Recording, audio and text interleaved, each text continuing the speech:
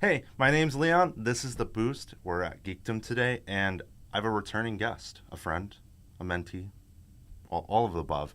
It's Zac from NonprofitsHQ. We wanted to talk, not like the nonprofit world. I want to get some updates on your platform. It's been about 8-9 months since you launched, roughly. Yep, something like that. Okay. So how has it been since we launched? You came on here, you were just launching it just in May, right?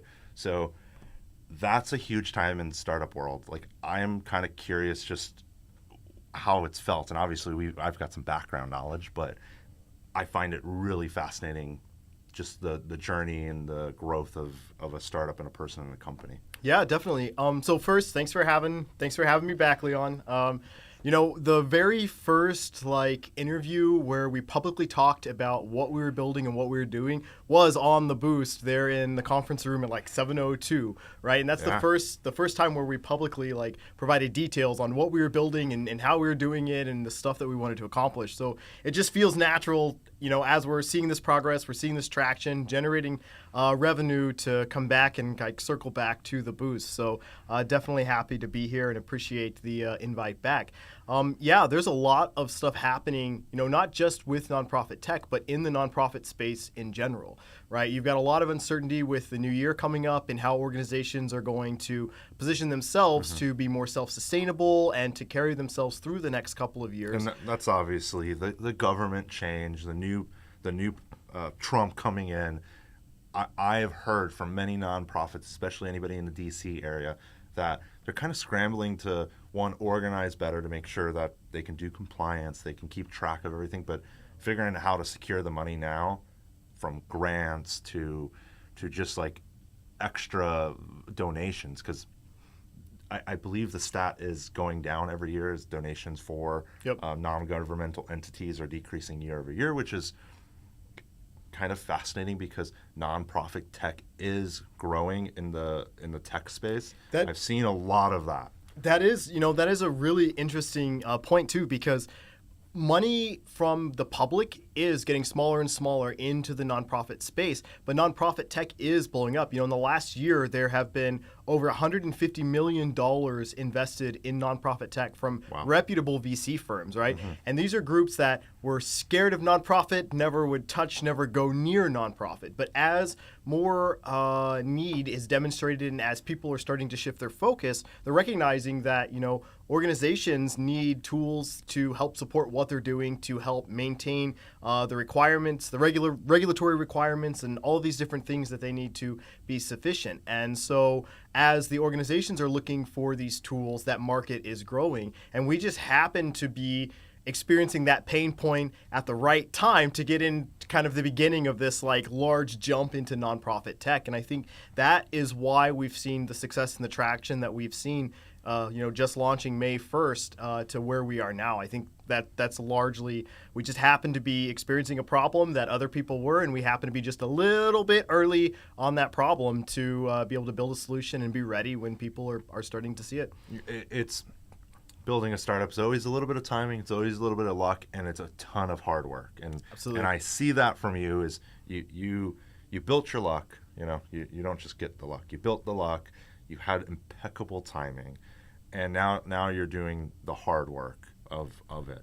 Now, as all that money gets pumped into it, and the funding for nonprofits are going down, why do you think that is? It's fascinating, because I would expect if all of these VCs are putting their money in to say, hey, there's going to be really big exits, some of these companies will be able to go public. It's a weird dynamic considering it is a nonprofit company that's then working with a for-profit, and then you have less giving. How are these companies navigating that in this world? How are you navigating in this world? Yeah, definitely. And so what you'll notice, and you can look back, there are statistics, I didn't bring any with me now, but you can look back and see the correlation to the various economies in the world and how that correlates to not just direct charity giving, but also grant sources, because that money comes from somewhere as well, right? And so we have to think about we have to have tools that kind of adapt to those conditions as well. And so the way we're solving it, and every company is solving, these different problems differently, but the way we're solving it is bringing grants to our organization, right? Okay. So real quick, can you describe what a grant is? Because I fundamentally understand it, comes from some government or company, but like, what is it for everybody that's listening and a little bit on my education side? Definitely, yeah. So grants are amounts of funding. They can be super small grants, $100, couple $100, or really large grants, 50 million, any dollar amount.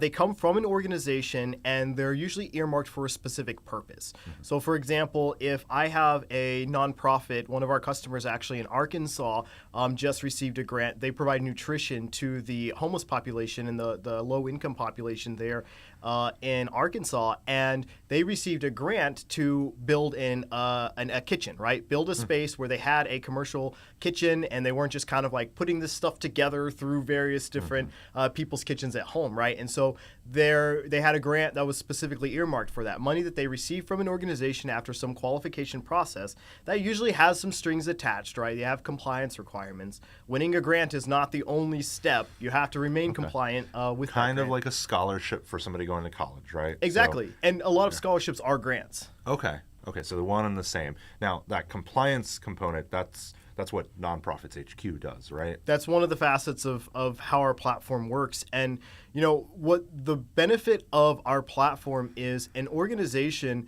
has the convenience of everything that they need to run their organization smoothly, the management of contacts, staff, donors, fundraising, board of directors, so meetings, decisions, resolutions, all that in one place. That means we have a very granular understanding of what that organization qualifies for, what grants that are available that organization qualifies for, and we can generate a score to indicate the likelihood of this organization winning a particular grant.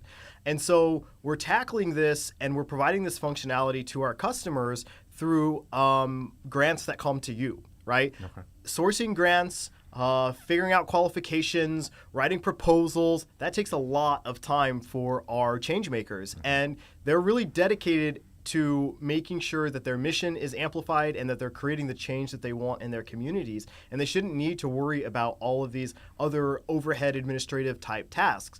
But granting is incredibly important to these organizations, especially as public donations kind of wither away. Granting sources become a really important source of funding to keep these programs going. And so our platform, one of the really cool functionalities that we're rolling out in 2025 is our platform is always searching for grants and sourcing grants on behalf of our organizations 24/7. And what happens is it finds grants, it checks qualifications. We use a lot of AI models that we train specifically on 20 plus years of grant data. Okay. And we match the organization based on how they qualify. Are they serving the right group of people? Is their operating budget the right amount? Are they in the right area geographically? Whatever these requirements are for these grants. And then the first indicator that our customers get that they qualify for a grant, they have a full toolkit. They have the grant information, they have a score indicating the likelihood of winning that grant, and they have a draft grant proposal right there. So we take out the entire first 2-3 steps of this grant process. So your grant staff, now all they have to do is edit a proposal and submit, right? And so you can submit for and be more specific or explicit in the grants that you submit for with a smaller team. That sounds amazing because I know that nonprofits always put somebody in place. That's their full-time gig. That's all they're doing. And to my comparison, it's a scholarship. You got to write something, you got to type it up. Yep. I like the blend of AI. I think that's also really good timing-wise. Is how do you use AI? That's an effective way. That's not just like it's a feature check. Like you can Definitely.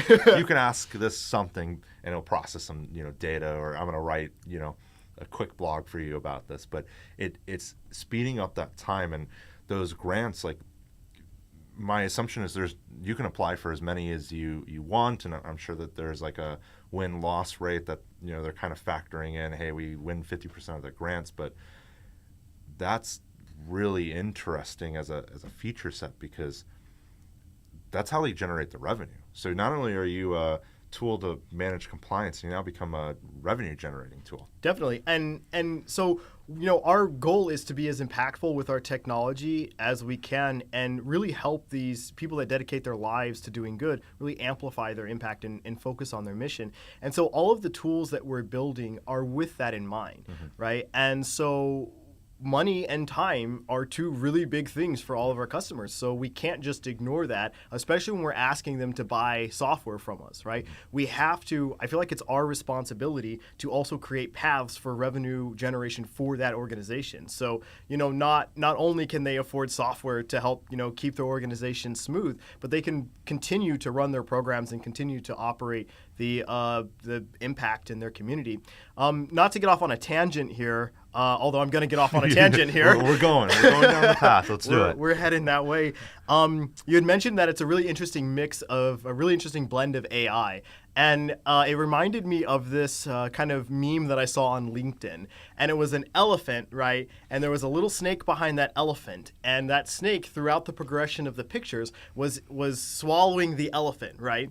And the whole caption was, companies that build an AI feature and then call themselves an AI company, right? And so then the last graphic was still the size and shape of an elephant, but now inside the snake's belly, right? And AI was the snake. And I think that really illustrates what a lot of companies are doing. Instead of thinking about the problems that AI can solve for their customers, they're rolling out really quick AI features. A lot of times they're just calling like a ChatGPT API or some functionality like that, and they're calling themselves an AI company.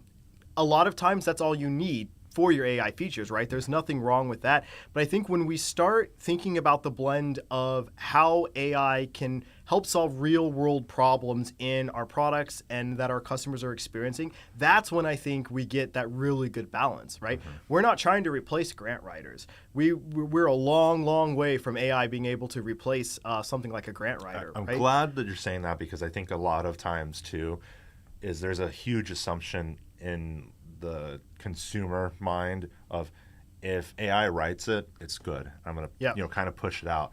But there is an important part of, the AI is going to hallucinate. It might say the wrong thing. It might pull a fact that's not totally correct. It could be tangentially right. Absolutely. But having that human, that grant writer, now be able to do 10 a day versus before they were able to do 2 or 3. Exactly. They increase their productivity, they increase their impact. And I really think the biggest part for the software that you have is it's a revenue generation spot. Because any company, no matter where it happens, if you're not a revenue generator, a lot of times you're going to get put on a chopping block no matter what. Absolutely. And even with CRMs, it happens. At some point you look at it and you go, is this the most effective? Could I go to something cheaper? Could I use an Excel sheet? Could they roll back? And if you've got those features that are compliance, it's helping them, at some point they might go, But if they're like, hey, we can attribute $200,000 in grants to this, I think it's Absolutely. really easy for those nonprofits to justify that fee and keep using the software. Absolutely. And, I was speaking yesterday with a reputable nonprofit consultant there in the DC area. And that's one of the things that we talked about, too, because he was like, look, Zach, this is a really cool product. This is a really cool thing. But as organizations are kind of starting to trim down, as they're starting to adapt to this, lack of funding or funding drying up, they're going to start cutting things. And 9 out of 10 times, they're going to cut software, especially, And that consultant. And that consultant. Yes. So there's a pro for the consultants, and then there's a pro for you. I think it's a win-win-win in Absolutely. every scenario. And I think that's rare. how you move forward, right? Your customer or the nonprofit needs to win. We need to win, and the people we're partnering with need to win. If everybody takes something tangible out of the relationship, that's going to set you up for success moving forward. And it's going to help us be more, focused on our product, on our platform, and help us really do something good with what we're building, because that's why we started out to do this. Related to the DC, I don't want to go too into the weeds of the politics, but I've also heard from many people that in some ways the government kind of slimming down and changing, they're going to outsource a lot of stuff to the public, to the free market and stuff. In some ways, could that also benefit these nonprofits? Like if grants are there, they become government contracts or something, but it could benefit in some ways if it goes that way. Yeah, I mean, so it really depends on. So there's a lot of things you can predict in kind of the free market, and there's a lot of inability to predict in the free market, right?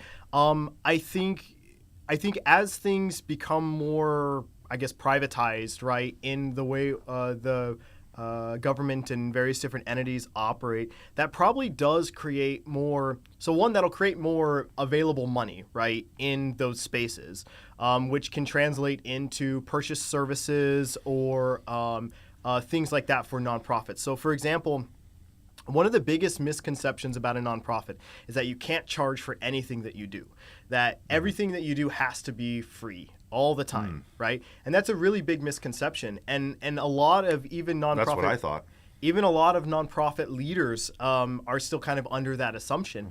And the challenge with that is, you are focused on impact and not dollars as a nonprofit, but it's still dollars in and dollars out. Yeah. You still have to pay your bills. You still have to generate revenue or generate funding for your organization, right? And so while you're more impact focused, you should still operate like a business. But charging for services are ways that organizations can become self-sustainable and not rely as much on their programs. Now, there are going to be instances where that just doesn't make sense, right? You could subsidize it or something. Exactly. Right? And so we have a customer in Phoenix that they provide different services to the homeless population, right? So showers, haircuts, food, things like that. So in that instance, it doesn't make sense to charge for that. But what they do is they host a quarterly dinner, right? And it's for people, you buy a plate, it's kind of gala style, and that's how they raise money, right? And so they also have these other programs that they do, like they make these, they're not 3D printed, but they make these little trinkets and these different things that they sell, right? And I think they also have some classes, like organizational classes that they sell. And so they find these other services to fund the actual main impact without being completely reliant on public charity and grants. Now, that's still a huge portion of their funding, right? But if, for example, you could lose a grant not because you did something to lose that grant, but because it's not there anymore, right?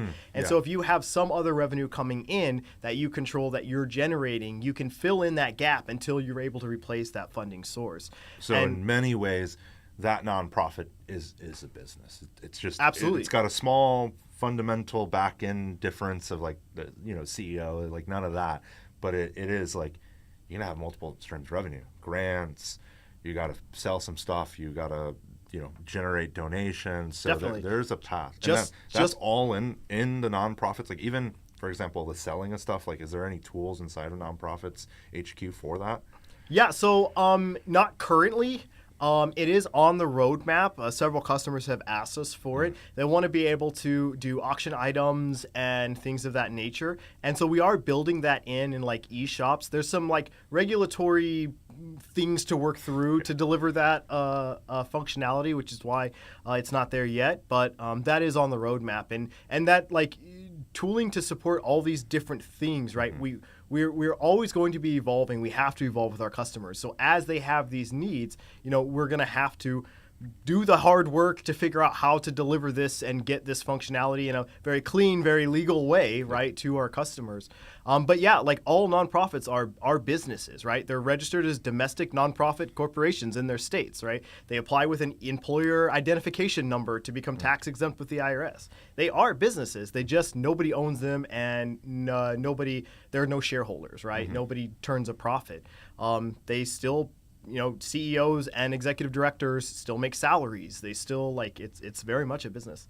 I think that's a lot of misunderstanding to the public is, I've heard it, a Goodwill or Salvation Army that they're terrible because of their ratios and stuff. And it's like yes and no. Like there's so many nuances to the nonprofit back end. Now, I'm kind of curious on what other features in there. So, like you talked about the e-shops, like communicating to donors, communicating to people that they've served? Is there like tool sets inside of your product that will let them kind of do like what I'm thinking is in some ways you're kind of like the Uber for X, you're building like a HubSpot for nonprofits is kind of where it sounds like it's heading in some ways, but correct me if I'm wrong. No, I would absolutely correct you if you were wrong, Leon. But no, so like that's, I think a HubSpot for nonprofits is a great way to start, right? It's a really good start. And what we're building is a platform that's tailored specifically to how nonprofits work and operate that provides all those useful tools. One of the upcoming features that we're really excited about this year are AI agent workforces, right? So we're calling them virtual volunteers. And what virtual volunteers are meant to do is kind of help out when you're short on people, right? Do you need to send a bunch of follow-ups? Do you need to do a bunch of mailings? Do you need to do any type of research on some program or look for regulatory requirements? All these different things that virtual volunteers will be able to take care of. Tasks that are very definable, very repetitive, that don't have too much nuance from or differentiation between, logical decision making. Things that are, I guess, I said it right, very definable and repeatable to help out, right, where you can save time. So your actual people, which are becoming harder and harder to find for nonprofits as well, your actual people are focused on the really big things that matter, that make that tangible. The relationships, the donors, the impact with the homeless, whatever they're doing. That is interesting because it also goes into that, like, is the cost. Like a human might be a volunteer. It's hard to track those down, but also a human might be an employee. Yep. That's going to have a hard cost that's going to eat into, I don't know if you would call it profit, but it would eat into the revenue that then can be used to make an impact, even though that is part of the impact. That AI agent really becomes an accelerator. You could, in theory, like run 5 of them at a time, right? And, have something that a human would have taken a week done in maybe a day or two. And that speeds up the impact. So not only do you become a revenue generator, become a compliance center, you've got a virtual-esque workforce. That Absolutely. is, and that's what we're trying to create, right? We called ourselves in the beginning, and it was like we had this really ambitious pie in the sky idea that we would be everything a nonprofit needs, right, to operate. And that's how we started building this thing. And at first we had like a couple things that worked, right? And in true startup fashion. And as the platform matures, as the market matures, as we're working with larger and larger organizations, we're really getting a very deep understanding of the problems that our customers are facing, and we can use technology to continue adding to the platform to really create that everything you need to run your nonprofit. And virtual volunteers, you don't have to arrange transportation for them. You don't have to do background checks on them. You don't got to pay benefits or, you don't got to pay a salary. And it's all just there. They work 24 hours. You just got to pay a subscription fee. That's all. And, on that note, too, everything that exists on the platform and everything that we're adding, we're the first all-inclusive platform, right? So when you sign up to NonprofitsHQ, you get access to everything on the platform. There's no additional setup fees, no additional subscription charges for the virtual volunteers or the granting product or fundraising. You get it all. And that's really what we wanted to do, an easy way for organizations to become more efficient through our technology and focus more on their actual missions. So you've got... It's an everything platform. In some ways, I don't want to call it an everything platform, but it's an everything for nonprofits. So you've got the CRM for donors, you've got the compliance CRM for whatever, the people that you're serving. You've got a revenue generator. You've got a virtual, somewhat free workforce, quote unquote free. Is that additional cost or is that baked into that? It's baked in. Okay, so I like that because I have heard, and I've been working with a lot of nonprofits doing Google Grants and helping them build websites.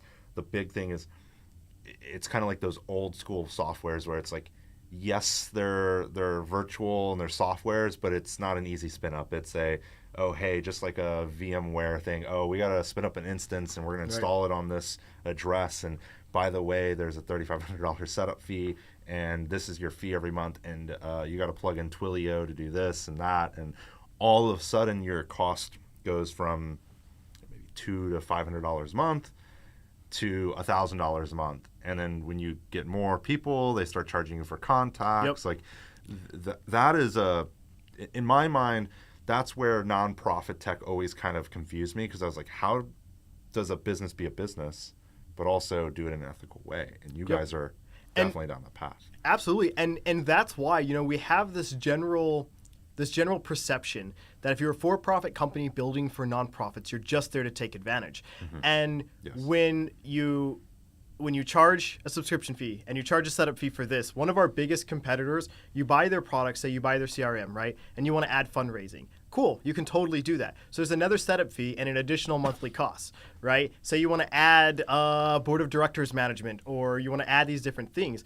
Like, if we're always nickeling and diming these organizations that are already struggling for funding to keep their programs going anyway, we are that unethical problem, right? And so that, combined with the fact that my generation doesn't like paying for fees, we wanted to build a platform that was easy. I want to know when I go buy something exactly what I'm going to pay and exactly how I'm going to pay that. And so we take those same principles. And ultimately, I think, our customers, that's kind of what they're looking for, is a little more transparency in what that pricing looks like too. Because especially when you're talking about virtual volunteers and things of that nature with these variable functionalities, you might buy the subscription, right? You might pay for the add-on to set up these things and pay an additional monthly fee. But then if you used too much of these virtual volunteers, you're paying again, right? And so if our entire business is built on putting our customers or putting these organizations in a position where they're trying to figure out how to pay us instead of put more money into their mission and serve the people that they're serving, that's a problem for me. And I think that's what's unethical. That has always been a dilemma that I see in it. And I think, one, you're hitting it head on. You're talking through it. You've got a good sense of it. And then you are doing it in an ethical way. It's and very ethical. clear. You said an ethical way, right? In an ethical way. Yeah. not anti. But it makes, especially on the nonprofit side, and I've talked to a few nonprofits that have worked with you and you're using your software, it is almost like a night and day for them a lot of times. Like, they welcome that there's not an add-on fee, that this is there. But on your side, how does that look like for your business? Like, is there pressures? Do you have investors? Like, I think that's part of this. Absolutely. I believe that you're bootstrapped almost through and through, with minus some winning funds. But I think that's part of it, right? Absolutely. So all of the money, so the shareholders are us, right? And that gives us the ability to really stick to our vision and really operate this the way we want. We can stay a super lean company, right? I know a lot of startups want to hire, open a bunch of offices, right? That creates a lot of overhead. We have the team in place to support our customers and to ensure that they have a smooth experience on the platform, and that's it, right? We don't need all these extraneous things and all these flashy, fancy things to operate. And so a lot of the majority of the revenue that we generate from subscriptions goes into the platform, into providing these functionalities. Because let's be honest, especially when you're working with and hosting AI, which is like we host our own models, that's not cheap, right? That's not cheap at all. But the fact that we are a for-profit company, if the need ever arises that we do need to generate or ingest a large amount of capital to support our platform or to bring in new features, we can do that. Right. I think from our perspective in terms of pricing, pricing is always hard, right? And we go back and forth and we play with those different modelings and projections almost daily. Everyone will scream at us and say, raise prices. Yeah, absolutely. That's going to be the through and through advice. Raise your prices. Absolutely. And so many people have told us that too. But when you're thinking about it from the eyes of your customer, right? In our case is nonprofits, right? they need to direct as much money as possible into what they're doing. And we want to be able to help them with that. We want to provide the framework and the tooling for them to do that, to generate the revenue, to amplify their impact. And that comes with a cost, right? We have operational costs. And so our subscription fees should cover that, right? We're not trying to get rich off all of these nonprofits. That's not what we're doing. And so I think the fact that we are bootstrapped, we won a pitch competition, and so there's some dollars in from that. But they're not decision-making dollars either, right? We didn't give up a board seat. We didn't. We are still in control of the vision and the direction. And as long as that's the case, we're going to be able to build this in that ethical, easy-to-use way for our customers. I love it. You see it too often. Just like, and I'm sure everyone's seen it on Twitter, is the bench accounting firm kind of falling apart. And I think that they're blaming a lot of the VCs. I don't know if it's fully true. I'm sure there's a bunch of back end, but when you take on money and you take on funding, you now have other people to answer to. And right now, if you can build it into a really great way, which you're doing, you get to a point where you've got a lot of leverage, you've got a lot of power, and say, hey, this is our brand, this is how we've done it. And that it's rare to see those types of businesses out there, because the trend is ingest money, scale, ingest more money, scale, exit. And it seems like you're trying to build a sustainable bootstrapped company that funds you and your team, and that is rare, exceedingly rare. And I love that more, because it's a calmer way. I think you don't always need all that capital. Sometimes you might, and if you need to go and adopt those models and roll them out, you could do it. And the benefit, so we had a lot of support from Google startups as well, right? So we had a large amount of credits applied to our account that helped us pay for the expensive tech part of developing this and getting it out, right? So you can build businesses, and I think more business owners need to think about this instead of a lot of the programming and a lot of the resources that you have when you think about starting a business and when you jump into it. And a lot of the ecosystem, even here in San Antonio, kind of does this too. You start a business, you position it to raise capital, you go raise capital, you go a little longer, and then you exit, right? You get those returns and then you exit. I think we need to start thinking more about how we create self-sustainable business, how we start generating revenue early on. And because that allows us to do things like reasonable subscription prices and adding all this functionality at no cost, or no additional cost. And when we're in control of that vision, the company operates the way that we intended it to operate, right? And hopefully we know what we're doing. In this case, I think we do. Yeah. But like you said, anytime you bring on VC dollars, your focus kind of shifts from delivering a product that's meaningful and impactful to your customers to at least split, right? Maybe it doesn't shift completely, but at least splits to also delivering returns for those shareholders that just gave you a few $1 million, and right? Often high multiples, 15, 20x, Definitely. It's big bets. And when you have to do that, how do you do that? You raise your prices. You get super expensive software, and that's how you get, you get all these setup fees, you get all these usage gates and things like that on your platform. A large sales team that has to be covered in all of that. Yep. Now, again, I've got some background knowledge. The one thing that we were talking about outside of this podcast was about a community platform. And everything I think that you've been talking about and describing and everything, I think a core part of it is a community. I'm curious, what does that look like and how does it play into the software?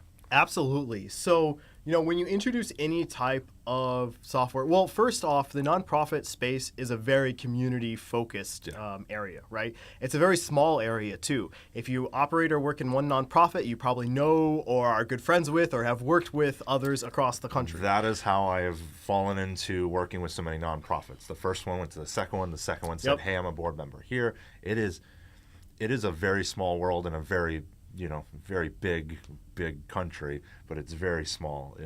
It's very, very fascinating to me. Absolutely. And because of that, you can naturally get people to participate in community-based things around the software and the tools that they're using. And so what we're building is a community platform that where all of our customers, all of nonprofit leaders can go to get resources, right? Whether that's strategy resources, how do you plan for next year's, what is a impact report template, things like that.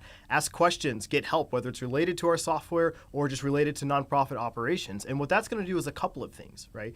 That's going to provide a way for our community or our members to find direct access to people that are experienced in doing exactly what they're trying to solve alongside them, right, in an easy way. And that's also going to provide us insight on the day-to-day challenges that our customers are providing. So we can start tackling some of these issues with technology as well. So for example, in this community, if we get a lot of people that are trying to understand how to how to optimize a fundraising campaign. Maybe we build technology that builds optimized campaigns out of the box, right? Just as an example, right? And so there's a lot that can be gained on both sides from having a community. But more than that, when you bring people together, you create a purpose, right? You create a way for their mission to be heard and for them to get help on amplifying that, right? And so that's what the Nonprofits HQ community is all about. It's not in production yet. We're going to be rolling that out in the next quarter. Okay, it's 2025. We're recording on the 31st, so yeah, true. Okay, I don't know when this will air, but it might be this quarter. I love the community part because a lot of the nonprofit leaders, they came from a regular background. Some of them were working at. And I've seen it a few times. Like they've been working at, a water treatment plant, and then they were like, "Hey, there's so many issues here. I want to go do something on how to treat water and educate everybody." Instead, it's a nonprofit. They don't know anything about business. They don't know anything about raising money. They don't know anything about these business nonprofit parts. And a lot of times, it's really hard to plug into that community initially. Right. And if you can get a jump start to say, "Hey, there's a bunch of like-minded people, and hey, this is the problem. We got all these donations, and I need to deliver an impact report." What does an impact report look like? What do you even include in an impact report? Is there some standard structure or what? Absolutely. What are people often looking for? And somebody that's been doing it for 10 years is going to go, "Hey, I got a really great template. Here you go. These are the things that I've been asked for the most." If they ask for other stuff, you can say, "Hey, this is the most impactful." And obviously it changes nonprofit to nonprofit. But having a community, I think, is one of the most important parts, because whenever you're doing anything, whether you're a business owner, a nonprofit leader, or building anything in your life, a lot of times it gets very lonely. And that's a hard thing to fight, because you need to feel that kind of community impact and sense and doing good. And it's not so much a validation point, but just somebody kind of saying, "No, you are on the right path. Like, you are doing good beyond the people that you're impacting." Because sometimes you just absolutely you get doubts. I do all the time of like, am I doing the right thing? And then you go talk to somebody and they're like, "Oh yeah," and they push you in the right spot. Absolutely. And that directly is how we got to where we are. When I first had conversations with friends, with people that I know in like the tech space, with different people about what we were building, the two most common responses that I got was, "That will never make money. You're not going to be able to build a sustainable business because nonprofits are poor." And the second one was, "Well, why don't you just do that for for-profit companies?" Like, those are the two biggest, even initially some of the mentorship-based conversations that we had were along those lines too. And they're like, "Oh, well, that's great, but are you going to pivot to serve more for-profit companies?" And we were able to take that through the mentorship that we found here at Geekdom and various different other places, but we were able to find other people that are building at a similar stage, and we were able to talk through these things and be like, "Oh, okay, yeah, check some of the stuff that we're thinking, but get that additional, yeah, they told you you're crazy too and you're not going to go anywhere, so maybe this is normal, right? And maybe we are crazy. I think you have to be at least a little bit crazy to start a company."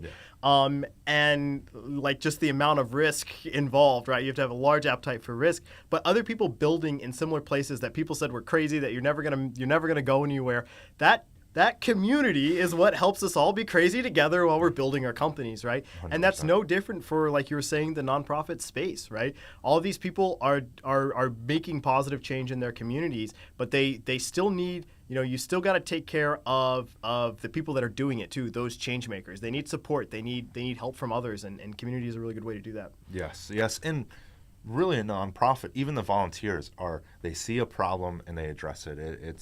It's just like if you see trash outside your neighborhood, sooner or later it's like, hey, we're getting together a group, and that group turns into something bigger that turns into a nonprofit, and then the people are like, how do we grow this? Like we need and talking through those things. Last question for you of this, and it's a little bit more of timely question.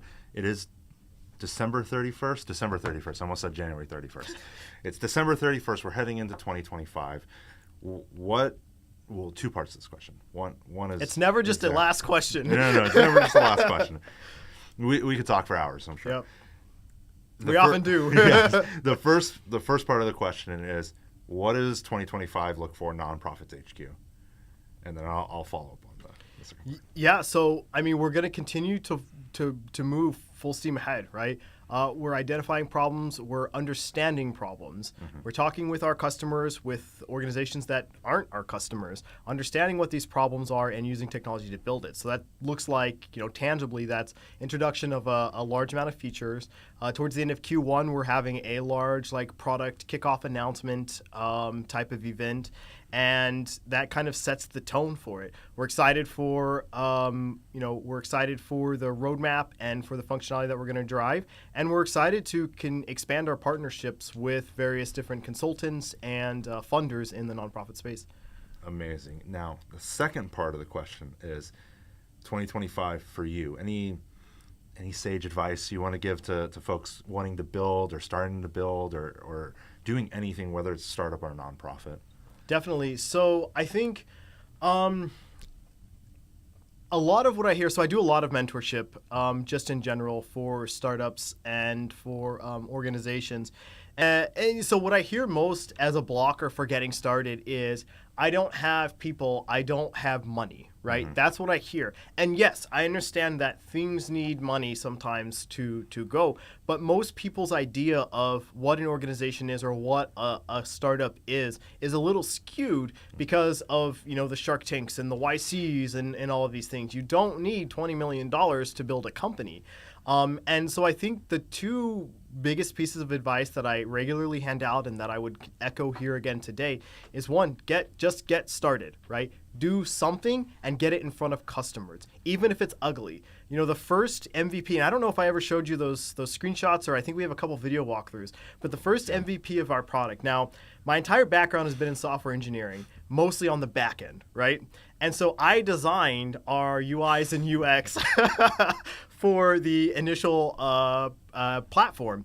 And, we got it out in front of customers super early to get their feedback, so we knew that everything we were building actually made sense. And some of the most common feedback was, wow, this is a really cool idea. I think we could use it, but it's really ugly and it's really hard to use. So make it less ugly and make it easier to use. And we were like, well, damn, we thought it was. And then so we brought in people, or we worked with people that had those skill sets. But my point is, our UIs cost me a few beers, right? A friend that is a UI UX designer designed them while we were having some beers, and I picked up the check, right?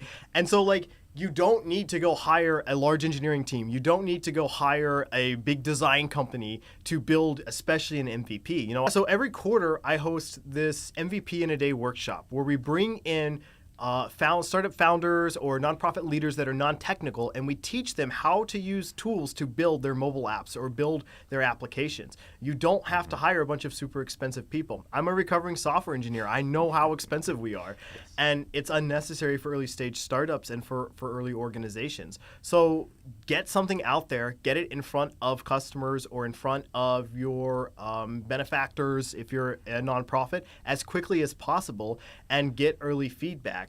But also, don't think that your goal is raising funding or securing a big grant, right? Because you have to sustain yourself, whether it's a company or an organization, a nonprofit, you have to sustain yourself beyond that round of funding. And a lot of people, their goal becomes that first check-in. Yeah. And then you hit that goal and you're like, oh, okay, well, now what do we do? I guess we'll keep going and we'll spend this money, right? But your goal, that first check-in, or whether it's revenue or whether it's investment or whether it's a grant, that first check-in is a tool to get you where you want to go, right? How many people do you want to impact in your first year? How many customers do you want to have? Whatever those metrics are, that's your goal, and that's what you should be fighting for. Everything else needs to fall in line.